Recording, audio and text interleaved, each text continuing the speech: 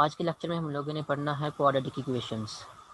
और previous lectures में हम लोगों को याद हो, हम जो है वो सेट्स के बारे में जो है वो पढ़ चुके हैं। सेट्स कौन कौन से सेट जो है वो यूजुअली हम मैथमेटिक्स में पढ़ते हैं, और कौन कौन से सेट में किस किस टाइप के एलिमेंट्स हैं, उनका आपस में रिलेशन क्या है।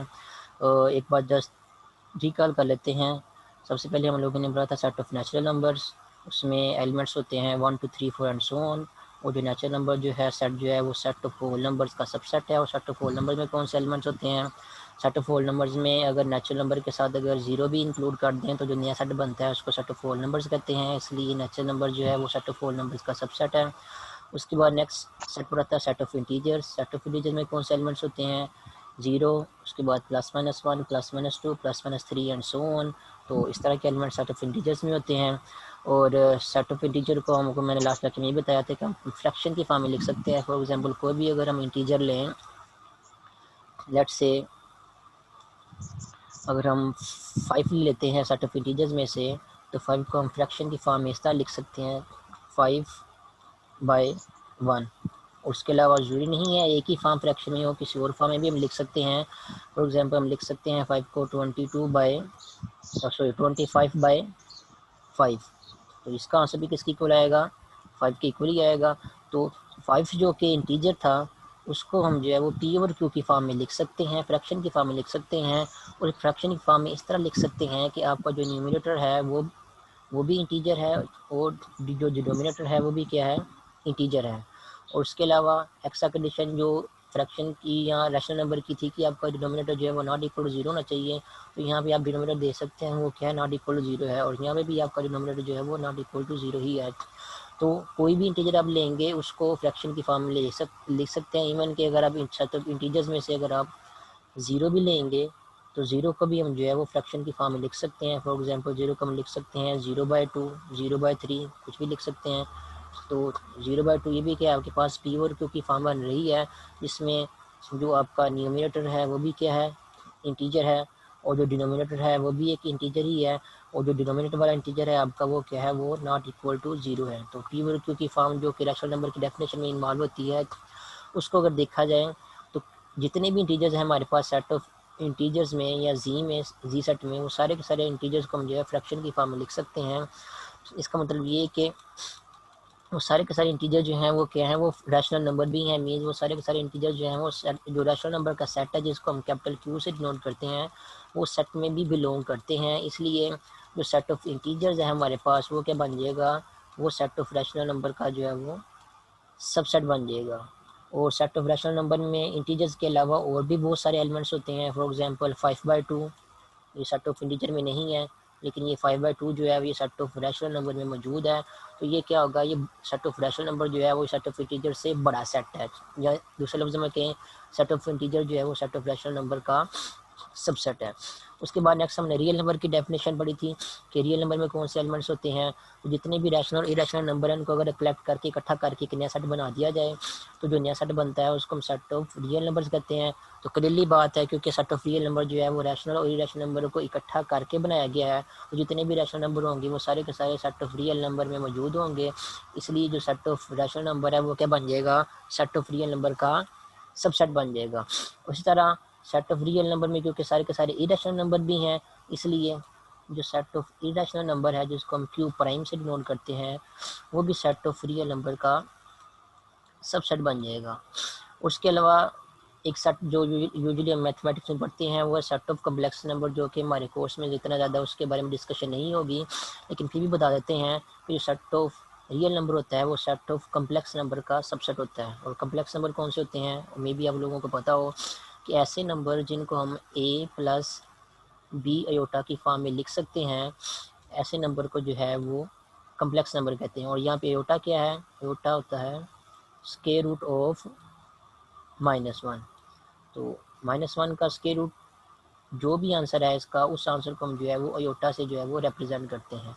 ठीक है, तो यहाँ पे अयोटा की ये वाली वैल्यू है। और कोई भी नंबर जिसको a + b अयोटा की फॉर्म में लिख सकते हैं या लिखते हैं उसको कम्प्लेक्स नंबर कहते हैं। फॉर एग्जांपल अगर यहाँ पे लिखना चाहें 2 + 3 अयोटा, तो ये हमारे पास क्या है? कम्प्लेक्स नंबर है। और जितने भी ये नंबर हैं वो सारे के सारे कम्प्लेक्स नंबर में मौजूद होते हैं, या रियल नंबर जो है कम्प्लेक्स नंबर का सबसेट होता है। कैसे होता है? बिल्कुल वैसे ही जैसे हम लोगों ने इंटीजर को जो है वो क्यू का सबसेट प्रूव किया था, कि ये प्रूव क्या किया था कि सारे के सारे इंटीजर जो है वो क्यू में मौजूद होते हैं, इसलिए ये सेट ऑफ इंटीजर जो है वो क्यू का सबसेट है। बिल्कुल इसी तरह हम ये चेक करेंगे क्या सारे के सारे रियल नंबर जो हैं वो सेट ऑफ कम्प्लेक्स नंबर में मौजूद है या नहीं। तो अगर आप रियल नंबर में से कोई भी सेट ऑफ रियल नंबर में से कोई भी एक रियल नंबर लेंगे, फॉर एग्जांपल मैं रियल नंबर ले लेता हूँ, पाई ले लेता हूँ फॉर एग्जांपल। तो पाई को हम लिख सकते हैं पाई प्लस ज़ीरो अयोटा। तो pi pi plus zero iota की इक्वली होता है। और ये जो पाई प्लस ज़ीरो अयोटा है ये क्या है आपके पास? कम्प्लेक्स नंबर है, क्योंकि इसकी ये वाली फॉर्म बन रही है, ए प्लस बी अयोटा वाली फॉर्म बन रही है। एक ही जगह क्या आ रहा है? एक ही जगह हमारे पास यहाँ पे पाई आ रहा है, और बी की जगह क्या आ रहा है? ज़ीरो आ रहा है, और अयोटा ये आपके साथ वैसे इसके रूट माइनस वन की इक्वल होता है। तो कोई भी नंबर जो ए प्लस बी अयोटा की फॉर्म में हो, ए और बी आपके पास क्या होने चाहिए? रियल नंबर होने चाहिए। तो उस नंबर को हम कम्प्लेक्स नंबर कहते हैं। तो मैंने रियल नंबर में से रियल नंबर लिया था पाई, उसको लिख दिया ए प्लस बी अयोटा की फॉर्म में, means pi plus zero iota लिख दिया। तो ये पाई किस में बिलोंग कर जाएगा? फिर ये सेट ऑफ कम्प्लेक्स में बिलोंग कर जाएगा। इस तरह आप रियल नंबर में से कोई भी रियल नंबर लेंगे, चाहे वो पाई हो, चाहे ई हो, चाहे वो कोई पॉइंट्स में ही क्यों ना नंबर हो। फॉर एग्जाम्पल अगर मैं डेसिमल की फॉर्म में कोई रियल नंबर लेता हूँ, लेट से 3.08। अब ये एक रैशनल नंबर है जो कि रियल नंबर में भी मौजूद है, ठीक है। तो अगर मैं ये रियल नंबर में से लेता हूँ तो इसको अगेन हम लिख सकते हैं 3.08 प्लस ज़ीरो अयोटा। तो ये भी एक रियल नंबर था, इसको मैंने ए प्लस बी अयोटा की फॉर्म में लिख दिया। तो ये भी किस में चला जाएगा? ये भी सेट ऑफ कम्प्लेक्स नंबर में चला जाएगा। तो इसी तरह आप जितने भी real number set of real number मौजूद है, उन सबको जो है वो ए प्लस बी अयोटा की फॉर्म में लिख सकते हैं। तो वो सारे के सारे क्या हो जाएंगे? सेट ऑफ कम्प्लेक्स नंबर में बिलोंग कर जाएंगे। इसलिए जो सेट ऑफ रियल नंबर होता है वो क्या होता है? वो सेट ऑफ कम्प्लेक्स नंबर का सबसेट होता है। तो ये थी कुछ सेट्स के बारे में इंफॉर्मेशन। कौन से सेट जो हम यूजुअली जो है वो मैथमेटिक्स में जो है पढ़ते हैं। उसके बाद जो हमारा नेक्स्ट टॉपिक है, मेन टॉपिक जो है वो है कि हम लोगों ने जो है वो क्वाड्रेटिक इक्वेशन के बारे में पढ़ना है कि क्वाड्रेटिक इक्वेशन जो है वो क्या होती हैं। तो क्वाड्रेटिक इक्वेशन की डेफिनेशन क्या है? आपको स्क्रीन पे लिखा हुआ नज़र आ रहा होगा। ऐसी इक्वेशन जिसमें वेरिएबल की मैक्सिमम पावर जो है वो 2 इन्वॉल्व हो रही हो, और वेरिएबल का कोएफिशिएंट जो है नॉट इक्वल टू 0 हो, ऐसी इक्वेशन को जो है वो हम क्वाड्रेटिक इक्वेशन कहते हैं। और दूसरे लफ्ज़ में भी कह सकते हैं ऐसी इक्वेशन जिसकी डिग्री जो है वो 2 हो, उस इक्वेशन को जो है वो क्वाड्रेटिक इक्वेशन जो है वो कहते हैं। और क्वाड्रेटिक इक्वेशन की मैथमेटिकल फॉर्म या स्टैंडर्ड और जनरल फॉर्म जो है वो ये आपको स्क्रीन पे लिखी नज़र आ रही होगी, कि ऐसी इक्वेशन जिसको हम जो है वो इस फॉर्म में लिख सकते हैं a x square plus b x plus C is equal to 0। और यहाँ पे कंडीशन जो है वो ये जो कोएफिशिएंट्स हैं ए बी और सी, इन पे ये कंडीशन है कि ए बी और सी जो है वो कोई भी रियल नंबर हो सकते हैं। और जो सबसे इम्पोर्टेंट या मेन कंडीशन जो है वो ये है कि ए जो है आपका वो नॉट इक्वल टू 0 होना चाहिए। ए यहाँ पे क्या है? ए जो एक्स स्क्र का कोएफिशिएंट है उसको जो हम ए से रिप्रेजेंट कर रहे हैं। तो ए के ऊपर क्या कंडीशन है, या जो एक्स स्क्र का जो कोएफिशिएंट है उसके ऊपर क्या कंडीशन है कि वो नॉट इक्वल टू 0 होना चाहिए, ठीक है। कि वो नॉट इक्वल टू 0 होगा तभी आपकी इक्वेशन में जो है वो एक्स स्क्र जो है वो इन्वॉल्व होगा। अदरवाइज क्या होगा कि एक्स स्क्र जो है अगर आपका या एक्स स्क्र का जो कोएफिशिएंट है वो अगर आप 0 कर देंगे तो उससे क्या होगा? उसके बाद उससे आपको ये कंडीशन मिल जाएगी कि अगर आपका ए जो है वो क्वाड्रेटिक इक्वेशन में अगर आप 0 कर देंगे इस क्वाड्रेटिक इक्वेशन में, तो उससे क्या होगा? एक्स स्क्र वाली टर्म जो है ये वाली जो खत्म हो जाएगी। सिर्फ बचेगा कि आपके पास बचेगा सिर्फ B x plus C is equal to 0। तो अब इस इक्वेशन में देख लें, एक्स की मैक्सिमम पावर जो है वो 2 इन्वॉल्व नहीं हो रही। अब जो क्योंकि एक्स की पावर 2 इन्वॉल्व नहीं हो रही, इसलिए हमारी जो इक्वेशन है वो क्वाड्रेटिक इक्वेशन भी जो है वो नहीं रहेगी, बल्कि वो लीनियर इक्वेशन बन जाएगी। लीनियर इक्वेशन किसे कहते हैं? ऐसी इक्वेशन जिसमें एक्स की मैक्सिमम पावर जो है वो 1 इन्वॉल्व हो रही हो। तो अगर एक्स स्क्र का कोएफिशिएंट ए जो है अगर हम 0 कर देंगे तो एक्स स्क्र जो है वो वाली टर्म जो है वो खत्म हो जाएगी। तो हमारी जो डिग्री 2 वाली इक्वेशन थी वो डिग्री 1 वाली इक्वेशन में ट्रांसफॉर्म हो जाएगी या लीनियर इक्वेशन बन जाएगी। तो फिर उस केस में हमारी इक्वेशन जो है वो क्वाड्रेटिक इक्वेशन जो है वो नहीं रहेगी। तो किसी इक्वेशन को जब क्वाड्रेटिक इक्वेशन को जब डिफाइन करना हो या देखना हो कि कोई इक्वेशन जो है वो क्वाड्रेटिक इक्वेशन है या नहीं, तो दो चीज़ें आप लोगों ने उसमें देखनी है। पहली चीज़ तो आप लोगों ने ये देखनी है कि उसमें एक्स की मैक्सिमम पावर जो है वो 2 इन्वॉल्व हो रही हो, और दूसरी चीज़ जो आप लोगों ने ये देखनी है कि एक्स स्क्वायर का जो कोएफिशिएंट है, यानी कि एक्स की जो मैक्सिमम पावर 2 इन्वॉल्व हो रही है जहाँ पे, वहाँ पे एक्स स्क्वायर का जो कोएफिशिएंट है वो नॉट इक्वल टू 0 होना चाहिए। अगर वो इक्वल टू 0 होगा तो वो इक्वेशन जो है क्वाड्रेटिक इक्वेशन नहीं होगी। फॉर एग्जांपल अगर कहीं ये इक्वेशन लिखी हुई है 0x² plus 2x minus 3 is equal to 0। अब आप देख रहे हैं कि इस इक्वेशन में x की मैक्सिमम पावर जो है वो 2 इन्वॉल्व हो रही है, लेकिन आप साथ में ये भी नोट करें कि यहाँ पे एक्स स्क्वायर का कोएफिशिएंट जो है वो 0 है, इसलिए ये टर्म क्या होगी, ये वाली टर्म जो है वो ख़त्म हो जाएगी। और ये जो पूरी की पूरी इक्वेशन मैंने यहाँ पे लिखी हुई है, ये वाली इक्वेशन जो है, इसमें आल्दो इसमें जो है वो एक्स स्क्वायर इन्वॉल्व हो रहा है, लेकिन ये इक्वेशन जो है ये क्वाड्रेटिक इक्वेशन नहीं है। ठीक है, क्वाड्रेटिक इक्वेशन क्यों नहीं है? क्योंकि एक्स स्क्वायर का कोएफिशिएंट जो है वो 0 इन्वॉल्व हो रहा है, इसलिए जो 0x की टर्म है ये इक्वेशन में इन्वॉल्व नहीं होगी। सो जस्ट हमारी इक्वेशन जो है ये क्या बन जाएगी, ये इक्वेशन हमारे पास बन जाएगी 2x minus 3 is equal to 0। और ये कौन सी इक्वेशन है? ये लीनियर इक्वेशन है, ये क्वाड्रेटिक इक्वेशन नहीं है। ठीक है, क्वाड्रेटिक इक्वेशन जो है वो तब बनेगी जब x की मैक्सिमम पावर जो है वो 2 इन्वॉल्व हो रही हो और x के का कोएफिशिएंट जो है वो नॉट इक्वल 0। फॉर एग्जांपल अगर हम यहाँ पे जो है 8 कर देंगे, अब ये जो इक्वेशन जो है ये क्वाड्रेटिक इक्वेशन है। ठीक है, उसके अलावा आप स्क्रीन पर देख सकते हैं कि क्वाड्रेटिक इक्वेशन जो है वो आपको एक दो एग्जांपल जो है और भी यहाँ पे लिखी हुई हैं।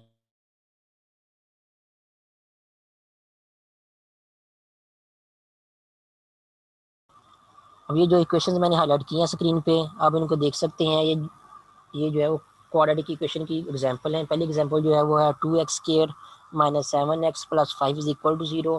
और सेकंड एग्जांपल है 4x² minus 8x is equal to 0। तब ये सेकंड इक्वेशन में अगर आप नोट करें तो ये जो c जो है यहाँ पे जो कांस्टेंट था वो उन्होंने 0 ले लिया यहाँ पे, तो कांस्टेंट जो है वो हमारे पास वो 0 हो सकता है। तो कांस्टेंट यहाँ पे जो है जो कि सी, जिसको हम कांस्टेंट, मैं कांस्टेंट बोल रहा हूँ, कांस्टेंट इसको इसलिए भी बोल रहा हूँ क्योंकि इसमें एक्स की कोई भी पावर जो है इसके साथ मल्टीप्लाई नहीं हो रही, ये अकेला रियल नंबर जो है इक्वेशन में इन्वॉल्व हो रहा है, इसलिए मैं इसको कांस्टेंट बोल रहा हूँ। और बाकी जो कोएफिशिएंट्स हैं, जैसे एक्स का कोएफिशिएंट बी है और एक्स का कोएफिशिएंट ए है तो वो भी कांस्टेंट ही है, लेकिन उनको मैं कांस्टेंट इसलिए नहीं बोल रहा क्योंकि उनके साथ एक्स जो है इन्वॉल्व हो रहा है। क्वाड्रेटिक इक्वेशन की अगर आप डेफिनेशन को फॉलो करें तो ए, बी और सी जो है ये जो रियल नंबर्स हैं, ये अब रियल नंबर में 0 भी मौजूद होता है, तो ए, बी और सी जो है वो 0 हो सकते हैं। मीन्स कि आपका बी भी यहाँ पे 0 हो सकता है, सी भी 0 हो सकता है। और ए क्योंकि रियल नंबर में है तो वो भी 0 हो सकता था, लेकिन हमने ए के ऊपर सेपरेटली एक्स्ट्रा कंडीशन लगाई हुई है कि ए जो है वो 0 नहीं होगा, उसके अलावा कोई भी रियल नंबर जो है वो हो सकता है। तो जब आप क्वाड्रेटिक इक्वेशन की एग्जांपल लिखेंगे कोई भी पर्टिकुलर, जैसे कि यहाँ पे लिखी हुई है, तो हम क्या करेंगे, ए को हम 0 नहीं कर सकते, ए को हमें कोई ना कोई नाजुक नंबर लिखना पड़ेगा। जैसे यहाँ पे ए को 2 लिखा हुआ है, यहाँ पे ए की वैल्यू जो है वो 4 लिखी हुई है। उसके बाद जो बी है, बी को हम 0 यहाँ पे ले सकते हैं, और हम चाहें तो सी को भी 0 ले सकते हैं, ये दोनों में से एक को भी 0 ले सकते हैं, दोनों को भी 0 ले सकते हैं, कोई फ़र्क नहीं पड़ता। उस केस में हमारी इक्वेशन जो है वो क्वाड्रेटिक इक्वेशन ही रहेगी। फॉर एग्जाम्पल यहाँ पे अगर मैं बी को 0 कर देता हूँ तो तुम्हारी इक्वेशन क्या बनेगी, ए एक्स स्क्वेयर, और बी को 0 कर दिया तो वो खत्म हो जाएगी, plus C is equal to 0। तो मैंने क्या किया, बी को 0 कर दिया है, लेकिन बी को 0 करने के बावजूद भी एक्स की मैक्सिमम पावर जो है वो 2 ही इन्वॉल्व हो रही है। ठीक है, और ए क्योंकि 0 नहीं है यहाँ पे, तो एक्स की मैक्सिमम पावर 2 इन्वॉल्व हो रही है, ए नॉट इक्वल 0। तो ये जो इक्वेशन लिखी हुई है ये वाली, ये भी क्या है, ये क्वाड्रेटिक इक्वेशन है। इनफैक्ट अगर बी आपको 0 कर देते हैं तो आपके पास जो इक्वेशन बनती है उसको प्योर क्वाड्रेटिक इक्वेशन कहते हैं। ठीक है, प्योर इसलिए कहते हैं क्योंकि उसमें एक्स की पावर 1 इन्वॉल्व नहीं हो रही है, जो भी पावर इन्वॉल्व हो रही है वो क्या है, 2 है, इसलिए वो क्या है, उसको हम प्योर क्वाड्रेटिक इक्वेशन जो है वो कहते हैं। इस तरह यहाँ पे जो सी इन्वॉल्व हो रहा है, हम सी को भी 0 कर सकते हैं। अगर सी को 0 करेंगे तो आपके पास जो है वो कुछ इस तरह की इक्वेशन बन जाएगी, 4x², for example 4x² minus 8x, और सी की जगह क्या यहाँ पे 0 लिख दिया है, और 0 कर देंगे तो वो लिखने की जरूरत नहीं है, अब यहाँ पे इक्वल टू 0। अब ये भी आपके पास क्या है, ये क्वाड्रेटिक इक्वेशन है। तो किसी भी इक्वेशन का क्वाड्रेटिक होने के लिए कंडीशन क्या है कि उसमें एक्स की मैक्सिमम पावर जो है 2 इन्वॉल्व होनी चाहिए, और एक्स के का जो कोएफिशिएंट है वो नॉट इक्वल टू 0 होना चाहिए। उसके बाद बाकी जो टर्म्स आ रही हैं, फॉर एग्जांपल ये जनरली बी एक्स प्लस सी आ रहा है, इनमें बी और सी 0 हो या ना हो उनसे कोई फ़र्क नहीं पड़ता। अगर आपके एक्स के का कोएफिशिएंट जो है वो नॉट इक्वल 0 है तो आपकी जो इक्वेशन बनेगी आपके पास वो क्वाड्रेटिक इक्वेशन ही होगी।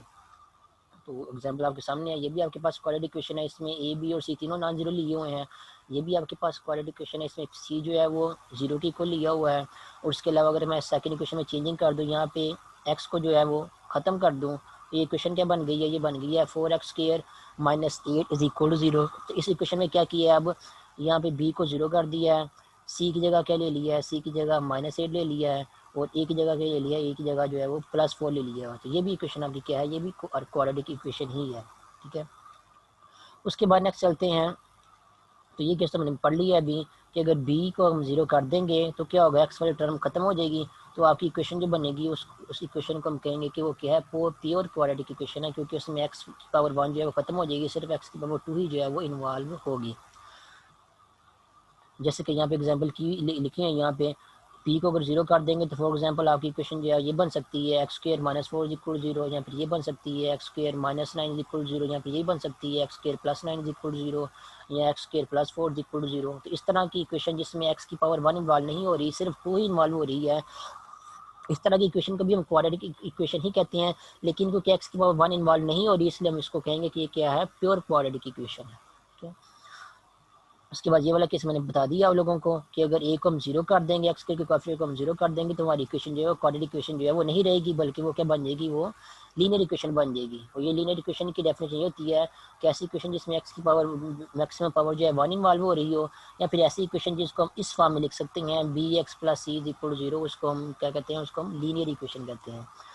तो नेक्स्ट जो है वो टॉपिक ये है कि अगर हमारे पास कोई क्वाड्रेटिक इक्वेशन हो तो उसको सॉल्व करके उसमें जो एक्स इन्वॉल्व हो रहा है, उस एक्स की अगर हमने वैल्यूज़ फाइंड आउट करनी है, तो उन वैल्यूज़ को फाइंड आउट करने के लिए किसी भी क्वाड्रेटिक इक्वेशन को सॉल्व करने के लिए हम जो है वो कौन कौन से मेथड जो है वो अप्लाई कर सकते हैं या यूज़ कर सकते हैं। तो हम लोगों ने 3 मेथड बनने हैं किसी भी क्वाड्रेटिक इक्वेशन को सॉल्व करने के लिए। मे भी आप लोगों ने मैट्रिक में भी ये वाले मेथड जो है पढ़े हुए हों, लेकिन हम इसको दोबारा फिर से पढ़ेंगे। 3 मेथड कौन से हैं? पहला मेथड जो है वो क्या है, वो है फैक्टराइजेशन। कि क्वाड्रेटिक इक्वेशन को सॉल्व करते हैं हमने क्या करना है, फैक्टर्स बनाने हैं, और फैक्टर्स बनाने के बाद जो हमें जो है वो इस क्वाड्रेटिक इक्वेशन को जो है वो हम सॉल्व कर सकेंगे, और हमें एक्स की जो है वो 2 वैल्यूज़ मिल सकेंगी। 2 वैल्यूज इसलिए मिलेंगी क्योंकि एक्स की मैक्सिमम पावर जो है वो 2 इन्वॉल्व हो रही है, इसलिए हमें जो है वो जब इक्वेशन को सॉल्व करेंगे तो हमें एक्स की 2 वैल्यूज़ मिलेंगी। वो दोनों वैल्यूज सेम भी हो सकती हैं, डिफरेंट भी हो सकती हैं, वो आपके सोल्यूशन पर डिपेंड करता है। पहला मेथड है फैक्टराइजेशन का, कि इक्वेशन की क्वाड्रेटिक इक्वेशन को यूज़ करते हैं हम उसके फैक्टर्स बनाएंगे, फिर इस इक्वेशन को जो है हम सॉल्व करेंगे। और सेकंड मेथड जो है वो क्या है, वो है कंप्लीटिंग स्क्वायर्स। एक क्वाड्रेटिक इक्वेशन में कुछ चेंजिंग करेंगे, लेफ्ट हैंड साइड पे जो है वो एक कंप्लीट स्क्वायर हम बनाएंगे, कंप्लीट स्क्वायर बनाने के बाद जो है वो स्क्वायर रूट लेंगे, और हमें इक्वेशन को जो है वो उसके दो सोल्यूशन है वो मिल जाएंगे। उसके बाद जो लास्ट वाला मेथड है वो है क्वाड्रेटिक फार्मूला वाला मेथड। मीन्स कि कोई भी क्वाड्रेटिक इक्वेशन दी गई होगी, आपको एक क्वाड्रेटिक फार्मूला जो है मैं आपको बताऊंगा, या आपको मे भी पहले से पता हो, उस फार्मूला का यूज़ करते हुए इसमें ए बी सी जो भी क्वाड्रेटिक इक्वेशन की वैल्यूज़ हैं वो इन्वॉल्व हो रही हैं वो पुट करेंगे फार्मूले में, और फार्मूले को सिम्प्लीफाई करने के बाद जो हमारे पास आंसर आएंगे वो क्या होंगे, एक्स की वैल्यूज़ होंगी, यहाँ के या क्वाड्रेटिक इक्वेशन का जो है वो सोल्यूशन होगा। तो ये 3 मेथड हम लोगों ने पढ़ने हैं। इन 3 मेथड में जो सबसे पहला मेथड फिलहाल हम लोगों ने पढ़ना है वो क्या है, वो है सोल्यूशन बाय फैक्टराइजेशन। कि क्वाड्रेटिक इक्वेशन के हम लोगों ने फैक्टर बनाने हैं, और फैक्टर बनाने के बाद क्वाड्रेटिक इक्वेशन का हम लोगों ने सॉल्व करना है। तो फैक्टर्स कैसे बनाने हैं किसी क्वाड्रेटिक इक्वेशन के, ये समझाने के लिए आपको मैं ये एग्जांपल आपको स्क्रीन पे नज़र आ रही होगी, ये सॉल्व करके बताता हूँ कि कोई भी क्वाड्रेटिक इक्वेशन अगर आपको दी गई है तो उसके आप लोगों ने उसको आपने बाय मेथड ऑफ फैक्टराइजेशन जो है वो कैसे सॉल्व करना है, या फैक्टर्स कैसे बनाने हैं जिन फैक्टर्स को यूज़ करके हम उस क्वाड्रेटिक इक्वेशन को जो है वो सॉल्व कर सकें। तो स्क्रीन पे आपको एग्जांपल नंबर 1 जो है वो नज़र आ रही है। क्वाड्रेटिक इक्वेशन को मैंने हाईलाइट कर दिया है। क्वाड्रेटिक इक्वेशन है आपके पास 3x² + 4x + 1, और यहाँ पे ये इन्होंने नहीं लिखा, और यहाँ पे आएगा इज इक्वल टू 0 आएगा, तभी आपके पास जो है वो पूरी इक्वेशन जो है बनेगी। इक्वेशन को क्या होती है, एस जब भी दो एक्सप्रेशन के दरमियान इक्वलिटी का सिंबल आए तो उस एक्सप्रेशन को जो है हम इक्वेशन कहते हैं। तो यहाँ पे जो लिखा हुआ है 3x² + 4x + 1, ये इक्वेशन नहीं है, यहाँ पे टाइपिंग मिस्टेक है बुक में, यहाँ पे इज इक्वल टू 0 आएगा। अब चूंकि दो एक्सप्रेशन के दरमियान इक्वलिटी का सिंबल आ रहा है, इसलिए जो पूरा एक्सप्रेशन जो है क्या बन जाएगा, ये एक इक्वेशन जो है वो बन जाएगी। अब इस इक्वेशन को हमने सॉल्व करना है, जो कि क्वाड्रेटिक इक्वेशन है, बाय मेथड ऑफ फैक्टराइजेशन। अब नेक्स्ट अब ये है कि फैक्टर्स कैसे बनाने हैं किसी भी क्वाड्रेटिक इक्वेशन के। जब भी आपको कोई क्वाड्रेटिक इक्वेशन दी गई है और आपसे कहा जाए कि इस क्वाड्रेटिक इक्वेशन को by method of factorisation solve करें, तो आप लोगों ने सबसे पहले क्या करना है, सबसे पहले देखना है कि एक्स स्क्वायर का कोएफिशिएंट क्या है। सिंबल के साइन के बगैर ही देखना है, यही देखना कि उसके साथ यह हो सकता है यहाँ पे -3x² लिखा हुआ हो, तो आप लोगों ने माइनस को नहीं देखना, आपने फिलहाल जस्ट जो है वो देखना है कि एक्स के का कोएफिशिएंट जो है प्लस माइनस साइन के बगैर जो है वो क्या बन रहा है, या पॉजिटिव कोएफिशिएंट जो है एक्स के का क्या बन रहा है। तो यहाँ पे देखेंगे एक्स के का पॉजिटिव कोएफिशिएंट जो है वो क्या बन रहा है, वो 3 है। और उसके बाद आप लोग देखना है कि जो क्वाड्रेटिक इक्वेशन लिखी हुई है उसमें कांस्टेंट जो है वो क्या लिखा हुआ है। कांस्टेंट भी आप लोगों ने प्लस माइनस सिंबल के बगैर ही देखना है। फॉर एग्जांपल यहाँ पे कांस्टेंट क्या है, कांस्टेंट हमारे पास +1 है, तो वो ये भी हो सकता था आपको क्वेश्चन में यहाँ पे +1 की जगह जो है वो -1 लिखा हुआ होता, तब भी आप लोगों ने जो है वो +1 ही देखना था फिलहाल। ठीक है, देखने की बात कर रहा हूँ, चेंज करने की बात नहीं कर रहा। तो जब भी कोई क्वाड्रेटिक इक्वेशन लिखी हुई होगी, आपने देखना सबसे पहले एक्स के का कोएफिशिएंट जो है वो पॉजिटिव, वो कौन सा है, वो 3 है, तो वो 3 साइड पे यहाँ पे लिख देना है। उसके बाद देखना है कांस्टेंट आपका पॉजिटिव जो है वो क्या है, वो देखना है, उसको भी यहाँ पे लिखना है 1। और इन दोनों को जो है आपस में मल्टीप्लाई कर देना है। जब मल्टीप्लाई करेंगे तो आपके पास आंसर क्या आएगा, 3 आएगा। तो अगर आप यहाँ पे फिगर में देखें तो आप लोगों ने क्या करना है, फिगर सॉरी तो है, फिगर नहीं है यहाँ पे, आप इक्वेशन को देखें तो जो एक्स स्क्वायर का कोएफिशिएंट है पॉजिटिव वाला, इस कोएफिशिएंट को आप लोगों ने जो है वो यहाँ पे जो कांस्टेंट पॉजिटिव इन्वॉल्व होगा उसके साथ आप लोगों ने क्या करना है, मल्टीप्लाई करना है। तो मैंने यहाँ पे क्या कर दिया है, एक्स स्क्वायर के कोएफिशिएंट को जो है वो जो कांस्टेंट टर्म थी उसके साथ मल्टीप्लाई कर दिया। तो आंसर हमारे पास क्या आया, आंसर हमारे पास आया है 3। ठीक है, अब ये जो आंसर आपके पास आएगा 3, आप लोगों ने दो ऐसे नंबर अब ढूंढने हैं, दो ऐसे नंबर ढूंढने हैं जिनको आपस में मल्टीप्लाई करें तो हमारे पास आंसर जो है वो ये वाला 3 आए। और जब उन दो नंबर्स को आपस में प्लस या माइनस करें तो प्लस या माइनस करने के बाद यहाँ पे जो दरमियान में ये जो एक्स का कोएफिशिएंट है, ये अपने साइन के साथ देखना है, ये अपने साइन के साथ देखना है। मैं तो रिपीट कर दूं कि आप लोगों ने एक्स का जो कोएफिशिएंट है ये आप लोगों ने प्लस माइनस के साइन के साथ ही देखना है। तो आप लोगों ने दो ऐसे नंबर ढूंढने हैं कि जिनको आपस में मल्टीप्लाई करें तो ये जो 3 हमारे पास आया है उन दोनों को नंबर्स को मल्टीप्लाई करने से 3 आए, और उन दो नंबर्स को जिनको मल्टीप्लाई करने से 3 आ रहा है उनको आपस में प्लस या माइनस करने से ये जो एक्स का कोएफिशिएंट है जो कि 4 है यहाँ पे, वो भी बन जाए। ठीक है, तो यहाँ पे मैं लिख देता हूँ कि दो ऐसे नंबर ढूंढने हैं जिनको जब आपस में आप मल्टीप्लाई करें तो मल्टीप्लाई करने से क्या आए, मल्टीप्लाई करने से हमारे पास 3 आए, और उन दो नंबर्स को आपस में प्लस या माइनस करें तो प्लस या माइनस करने के बाद जो है वो हमारे पास आंसर एक्स का कोएफिशिएंट मीन्स के 4 आए। तो अब अपने जेहन में आप लोगों ने सोचना है, या रफ वर्क में साइड पे लिख भी सकते हैं, तो कौन से दो नंबर ऐसे हो सकते हैं जिनको हम आपस में मल्टीप्लाई करेंगे तो आंसर जो है वो 3 आएगा। तो 3 क्योंकि ज़्यादा बड़ा नंबर नहीं है, स्मॉल नंबर है, तो आसानी से आप सोच के बता सकते हैं कि कौन से नंबर हो सकते हैं जिनको आपस में मल्टीप्लाई करें तो आंसर हमारे पास 3 आ सकता है। तो एक तो हमें ये पता है कि 3 को 1 से मल्टीप्लाई करेंगे तो आंसर हमारे पास क्या आएगा, 1 आएगा। और दूसरा ये है कि अगर हम जो है वो 1 को 3 से मल्टीप्लाई करेंगे तभी हमारे पास आंसर क्या आएगा, 3 आएगा। और कोई ऑप्शन नहीं है, और कोई दो नंबर आपको ऐसे नहीं मिलेंगे जिन दोनों दो नंबर्स को आपस में मल्टीप्लाई करें आंसर हमारे पास क्या आए, 3 आए। क्योंकि ये पहली एग्जांपल कर रहे हैं इसलिए हमने जो है वो जो आसान एग्जांपल से स्टार्ट किया हुआ है। मीन्स यहाँ पे 3 जो है आपके पास छोटा नंबर आ रहा है, आपको ज़्यादा ना यहाँ पे जो है वो दो नंबर्स नहीं मिलेंगे जिनको आपस में मल्टीप्लाई करें आंसर जो है वो ये वाला नंबर आए। ठीक है, बट अदरवाइज आपको जो है यहाँ पे ज़्यादा नंबर भी मिल सकते हैं जिनको आपस में मल्टीप्लाई करें आंसर आपके पास जो है वो ये वाला नंबर है जो कि हमें यहाँ से मिला है। ठीक है, तो खैर फिलहाल हमने दो ऐसे नंबर ढूंढने थे जिनको आपस में मल्टीप्लाई करें तो आंसर हमारे पास क्या है, 3 आए। तो हमें मिल गया वो वाला नंबर। एक दो नंबर एक तो ये हैं कि अगर हम 3 को 1 से मल्टीप्लाई करें तभी हमारे पास आंसर जो है वो 3 ही आता है, और दूसरा हमारे पास क्या है, अगर हम 1 को 3 से मल्टीप्लाई करें तभी हमारे पास आंसर जो है वो 3 ही आता है। अब ये जो दो नंबर मिले हैं हमें, इन नंबर में से जो स्केल की जो हमें सेट मिले हैं, ये एक सेट ये वाला मिला है आपको, एक सेट जो है ये वाला मिला है। इन दोनों सेट में से जो भी आपको मिले हैं आप लोगों ने वो वाला सेट चूज करना है जिस जिस सेट में जो दो नंबर इन्वॉल्व हो रहे हैं उनको आपस में अगर आप प्लस या माइनस करें तो आपस में प्लस या माइनस करने के बाद आंसर हमारे पास क्या है, ये वाला 4 है। ठीक है, ये मैंने लिखा यहाँ पे प्लस या माइनस करें तो आंसर हमारे पास क्या है, 4 है।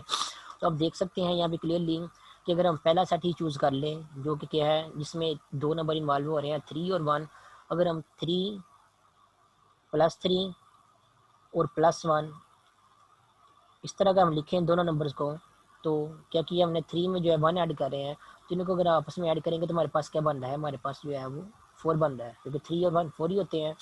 तो इन जो दो नंबर जिनको मल्टीप्लाई करने से आंसर हमारे पास 3 आ रहा था, उन दो नंबर में से हम लोग दो नंबर ऐसे चूज़ कर लिए हैं जिनको हम आपस में प्लस या माइनस करने से आंसर हमारे पास जो है वो एक्स का कोएफिशिएंट मीन्स 4 है। तो क्या किया हमने, पहले दो नंबर को ही चूज़ कर लिया है। पहले दो नंबर क्या आता है, एक नंबर 3 था, दूसरा नंबर जो है 1 था। इन दोनों नंबर को जब हमने देखा कि आपस में ऐड करेंगे तो ऐड करने के बाद आंसर हमारे पास क्या आ जाता है, 4 बन जाता है। इसलिए हम क्या करेंगे, 3 और 1 को जो है वो इन दो नंबर को हम जो है वो चूज़ करेंगे, और इन दो नंबरों को चूज़ करने के बाद यहाँ पे जो क्वाड्रेटिक इक्वेशन थी उसमें हम जो है वो यूज़ करेंगे। कहाँ पे यूज़ किया है, एक 3 को यहाँ पे यूज़ किया है और एक 1 को जो है वो यहाँ पे यूज़ किया है।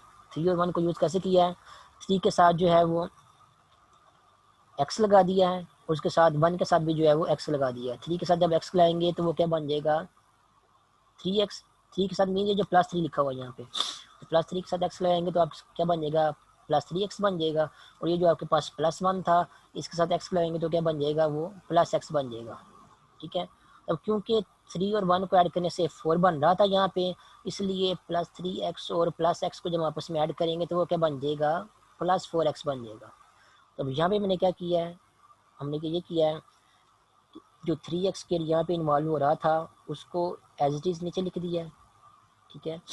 जो +1 इन्वॉल्व हो रहा था उसको भी एज इट इज़ ऐसे लिख दिया है नीचे। ये जो दरमियान में ये 4x इन्वॉल्व हो रहा था, 4x की जगह क्या लिख दिया है, यहाँ से दो नंबर ढूंढ के 3 और 1 उनके साथ x लगा दिया है, और x लगाने के बाद जो है उनको आपस में जो है वो ऐड कर दिया है, क्योंकि जो दो नंबर हमें यहाँ पे मिले थे वो क्या हो रहे थे, आपस में ऐड हो रहे थे। तो x लगा दिया उनके साथ, तो यहाँ पे क्या बन गया, +3x और +x। और वो किसके इक्वल होता है, +3x और +x जो है वो 4x के इक्वल होता है। इसलिए यहाँ पे जो दरमियान में 4x इन्वॉल्व हो रहा था यहाँ पे इक्वेशन में, उस 4x की जगह हमने क्या लिख दिया है, +3x और +x जो है वो ये लिख दिया है। अब आपके माइंड में आ रहा होगा तो +3x और +4x जो है वो 4x ही होता है, तो इतना प्रोसीजर, सारा प्रोसीजर जो है वो करने की क्या ज़रूरत थी। प्रोसीजर करने की ज़रूरत इसलिए थी क्योंकि हम लोगों ने फैक्टर्स बनाने हैं। अगर आप ये जो +4x लिखा है यहाँ पे, उसकी जगह आप ये भी लिख सकते थे 2x प्लस 2x। अब 2x प्लस 2x वो भी 4x ही बनता है। ठीक है। लेकिन यहाँ पे 2x प्लस 2x नहीं लिखा हुआ, यहाँ पे 3x प्लस x लिखा हुआ है। ठीक है। वो इसलिए लिखा हुआ है क्योंकि 3x और +x हम लोगों ने जो है वो यहाँ पे जो मैंने पहले भी एक स्पेसिफिक जो है प्रोसीजर फॉलो किया है मल्टीप्लिकेशन एडिशन का। ये +3x और +x जो है मैंने उस प्रोसीजर को फॉलो करते हुए लिखा है। ये वाला प्रोसीजर यहाँ पे आपको स्क्रीन में नज़र आ रहा है, इस प्रोसीजर को फॉलो करते हुए मैंने यहाँ पे 3x और +x लिखा है। वो इसलिए लिखा है कि अगर अब मैं +3x और +x लिखूंगा तो मेरे बाद में जो है वो इक्वेशन को सॉल्व करते हुए फैक्टर्स जो है बन जाएंगे। ठीक है।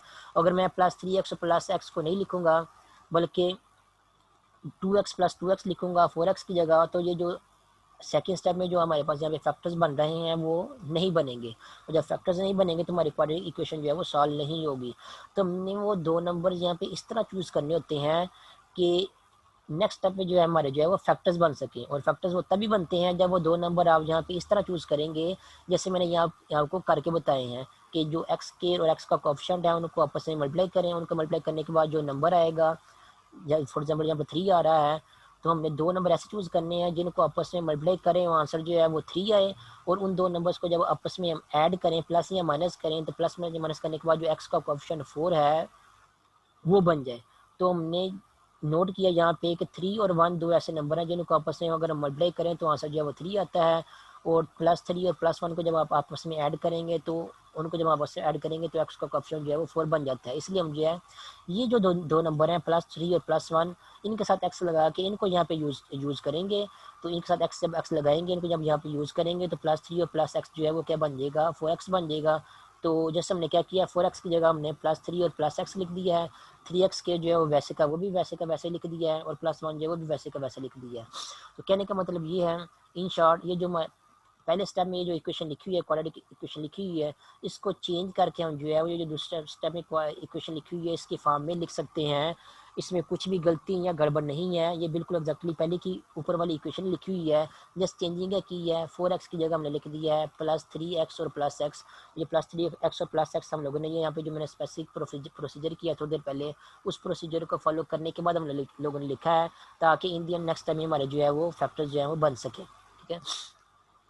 तो जो क्वाड्रेटिक इक्वेशन में क्वेश्चन में दी गई थी उसमें उसको चेंज करके हम लोगों ने जो है वो इस फॉर्म में लिख दिया है, 3x² plus 3x plus x plus 1 is equal 0।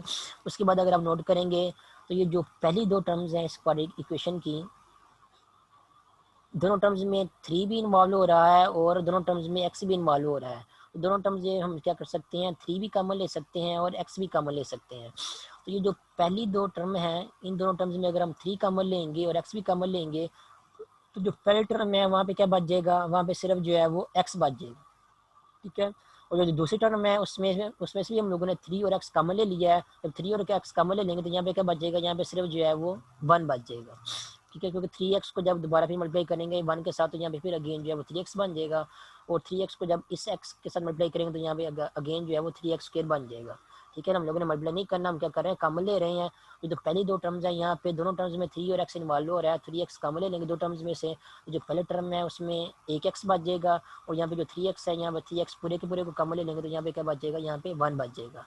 उसके बाद जो दूसरी बाकी दो टर्म्स बच गई हैं इनमें से कोई भी नंबर जो है कॉमन नहीं आ रहा, तो यहाँ पे क्या बच जाएगा, यहाँ पे सिंपली हम जो है उसको वैसे ही है प्लस x+1 जिनको जो हम ब्रैकेट में लिख देंगे, और ब्रैकेट के बाहर हम जो है 1 लिख भी सकते हैं, नहीं भी लिख सकते हैं, उससे कोई फर्क नहीं पड़ता। क्योंकि जब कोई भी नंबर इस तरह लिखा हुआ हो, फॉर एग्जाम्पल इस तरह लिखा हो 2+3, तो उसको हम जो है वो इस तरह भी लिख सकते हैं 2+3 मल्टीप्लाइड बाई 1, क्योंकि 2+3 भी क्या होता है 5 ही होता है, और 2+3 मल्टीप्लाइड बाई 1 वो भी क्या होता है 5 ही होता है।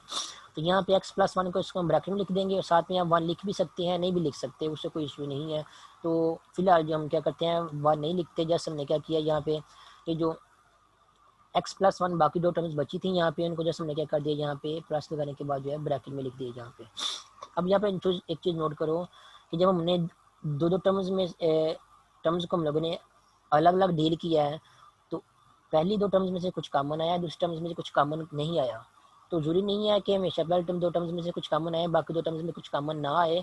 आप लोगों ने हमेशा ये देखना है कि जो दो टर्म्स हैं, पहले दो टर्म्स और लास्ट वाले दो टर्म्स हैं, उनमें से कौन कौन से नंबर जो हैं वो कॉमन आ रहे हैं। अगर कुछ कॉमन आ रहा है तो उनको इस तरह कॉमन निकाल के लिख दो, अगर कुछ कॉमन नहीं आ रहा तो उनको जैसे इस तरह सिंपली जो है ब्रैकेट की फॉर्म में जो है वो लिख दो। तो जब भी आप ऐसा प्रोसीजर करेंगे तो हम नोट करेंगे हमेशा आपके पास ये जो कॉमन निकालने के लिए जो ब्रैकेट्स बनती हैं, ये वाली एक ब्रैकेट ये वाली बनी है, एक ब्रैकेट ये वाली बनी है, ये दोनों ब्रैकेट्स हमेशा जो है वो सेम बनेगी, ठीक है। और ये दोनों ब्रैकेट्स हमेशा सेम बन रही हैं, इसका मतलब ये है कि आपने यहाँ तक जो प्रोसीजर किया है वो बिल्कुल सही किया है फैक्टराइजेशन का। अगर आपकी ये दोनों ब्रैकेट्स जो हैं वो कॉमन निकालने के बाद जो सेम नहीं बन रही, इसका मतलब ये है कि आपने यहाँ पे कुछ ना कुछ जो है वो गड़बड़ कर दी है। यहाँ पे यहाँ तो आप लोगों ने ये जो दो नंबर दरमियान में चूज़ किए हैं ये गलत चूज़ किए हैं, या फिर आप लोगों ने यहाँ पे जो दो दो टर्म्स में से कुछ कॉमन लिया था वो कॉमन लेने के बाद जो ये इक्वेशन लिखी है ये आप लोगों ने जो है वो कॉमन जो है वो गलत लिया है, यहाँ सही तरीके से कॉमन नहीं लिया, इसलिए आपकी ये जो दो ब्रैकेट्स बनेगी यहाँ पे वो सेम जो है वो नहीं बनेगी, ठीक है। जब भी आप लोगों ने फैक्टराइजेशन का प्रोसीजर फॉलो करना है, प्रोसीजर फॉलो करते जब आप यहाँ पे कॉमन लेने वाली स्टेप तक पहुँचेंगे, जब आप कॉमन लेंगे तो यहाँ पे जो ब्रैकेट्स बनेगी यहाँ पे कॉमन लेने के बाद वो हमेशा जो है वो सेम ही बनेगी, ठीक है। अगर आपकी सही बनती है तो इसका मतलब आप जो है वो सही कैलकुलेशन जो है वो कर रहे हो। तो खैर हम यहाँ पे देख सकते हैं कि हमारी ये दो ब्रैकेट्स जो हैं वो x+1 जो है वो सेम बन रही हैं। तो जब दोनों ओवरऑल टर्म्स में कितनी लिखी हुई हैं, एक टर्म हमारे पास जो है यहाँ पे ये लिखी हुई है, और प्लस दूसरी टर्म जो है वो ये लिखी हुई है। ये जो दो टर्म्स हैं इन दोनों टर्म्स में क्या आ रहा है, x+1 जो है वो कॉमन आ रहा है, सेम आ रहा है। हम क्या करेंगे इन दोनों टर्म्स में से जो है वो x+1 जो है वो कॉमन लेंगे, ठीक है। जब दोनों टर्म्स में से x+1 अगेन कॉमन लेंगे, जो पहली टर्म है ये वाली इसमें क्या बच जाएगा, जब x+1 कॉमन लेंगे तो सिर्फ 3x बच जाएगा, तो वो 3x यहाँ पे लिख देंगे। ये x+1 जो है हमने कॉमन लिया हुआ है, ठीक है। x+1 जब दोनों टर्म्स में से कॉमन लेंगे तो जब पहले टर्म्स में से x+1 ये जो कॉमन लेंगे तो बच के जाएगा सिर्फ 3x बच जाएगा, तो वो 3x जो है वो यहाँ पे आ जाएगा। और जब दूसरी टर्म में से x+1 कॉमन लेंगे तो वहाँ पे जो है फिर क्या बच जाएगा, क्योंकि वो सारे का सारा x+1 जो है वो कॉमन निकलेगा, तो यहाँ पे क्या बच जाएगा, यहाँ पे सिर्फ जो है वो 1 बच जाएगा। तो ये हमने क्या किया, ये जो दो टर्म्स इन्वॉल्व हो रही थी, एक टर्म जो है वो ये वाली और दूसरी टर्म जो है वो ये वाली है, इन दोनों टर्म में से ब्रैकेट वाली जो टर्म है जो कि x+1 है उसको कॉमन लिया है। कॉमन लेने के बाद हमारी इक्वेशन बनेगी x+1 into 3x+1 is equal to 0, ठीक है। अब यहाँ तक पहुँच गए हैं। यहाँ तक क्या है कि दो ब्रैकेट जो है वो आपस में मल्टीप्लाई हो रही हैं और उनका आंसर जो है वो किसकी इक्वल आ रहा है, 0 की इक्वल आ रहा है। तो दो ब्रैकेट्स या दो नंबर जब भी आपस में मल्टीप्लाई होते हैं और उनका आंसर 0 की इक्वल आए तो रियल नंबर में ऐसा या कम्प्लेक्स नंबर में ऐसा तभी पॉसिबल होता है जब उन दोनों नंबर्स में से कोई ना कोई एक नंबर जो है वो लाजमी 0 हो, ठीक है। फिर दोबारा रिपीट कर दूँ कि रियल नंबर या कम्प्लेक्स नंबर में आप नोट करेंगे कि जब भी कोई दो नंबर्स को आपस में मल्टीप्लाई करें, अगर हम फॉर एग्जांपल कोई दो नंबर x और y अगर हम आपस में मल्टीप्लाई करें उनको, और मल्टीप्लाई करने के बाद अगर आंसर आपका 0 आ रहा है तो ज़ीरो तभी आ सकता है दो नंबर को मल्टीप्लाई करने के बाद आंसर, जब ये जो दो नंबर आपने मल्टीप्लाई किए हैं उन दोनों नंबर में से या तो पहले वाला नंबर या फिर जो दूसरे वाला नंबर है वो जीरो की इक्वल हो। अगर दोनों में से कोई एक नंबर जो है, कम से कम एक नंबर जो है वो जीरो नहीं होगा, तो फिर आपको मल्टीप्लाई करने के बाद आपका आंसर जो है वो भी जीरो नहीं आएगा। फॉर एग्जांपल अगर मैं 3 को 2 के साथ मल्टीप्लाई करता हूँ तो आंसर मेरा कभी भी जीरो नहीं आएगा, या -5 को अगर मैं 7 के साथ मल्टीप्लाई करता हूँ तो आंसर मेरा कभी भी जीरो नहीं आएगा। जीरो कब आएगा?